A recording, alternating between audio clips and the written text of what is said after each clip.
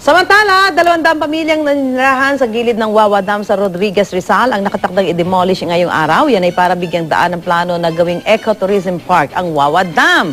May live report si Haji Rieta. Haji! Yes, Susan, good morning at tama nga na nasa 200 pamilya ang kasalukuyang naninirahan ngayon dito sa gilid ng Wawa Dam o nga tinatawag na pamitinan na landscape sa bayan nga ng Rodriguez, Rizal. At mahigit 30 years na raw naninirahan ang karamihan sa mga pamilya dito pero ayon sa mga lokal na pamahalaan ng Rodriguez naman ay dapat daw ay wala nga naninirahan dito.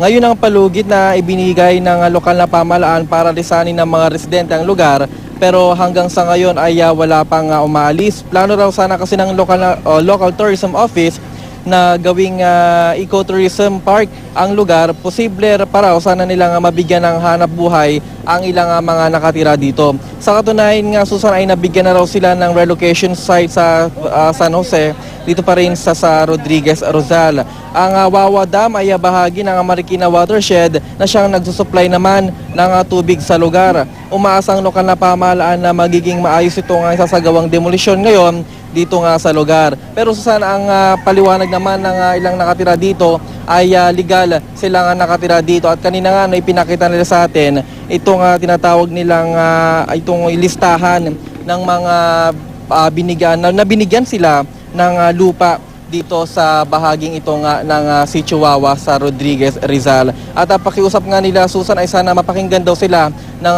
lokal na pamahalaan na malaman din ng lokal na pamahalaan ang kanilang saloobin kung bakit nga ba talaga dapat silang manatili dito nga sa lugar. Susan?